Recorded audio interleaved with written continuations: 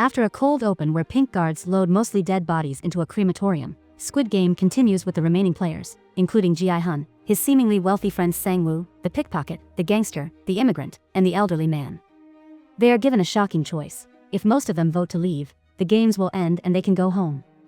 A big display of the prize money, 2.5 billion won, based on 255 dead players, makes the vote closer than expected, but in the end, contestant 001, the elderly man, casts the deciding vote to quit. But when the players are sent home, dumped on the street in their underwear, with their clothes beside them, we see why many wanted to stay in the game. Life outside is awful for most of them. Ji-hun runs to the police, but they don't believe his story. The business card he gives them leads to a wrong number.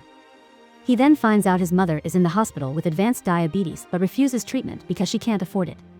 Ji-hun had cancelled her insurance, and she's the only one working.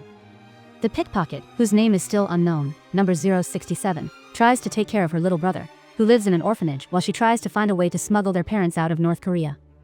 However, the broker she paid to help her stole her money, and threatening the guy who introduced her to him doesn't get her money back.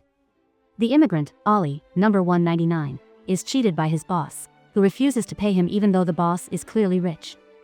After a violent fight, Ollie takes the money and runs, planning to send his wife and child back to their home country while he figures out what to do next. The gangster, Deok-soo, number 101, reconnects with an old criminal associate, only to be betrayed and sold out to dangerous men he owes money to. He kills the traitor and jumps off a bridge to escape. Sang-woo, number 218, who pretended to be rich, is also struggling. After talking with Ji-hun, he goes back to his apartment and finds out debt collectors and the police are after him. He had been lying to his mom, saying he was working in America.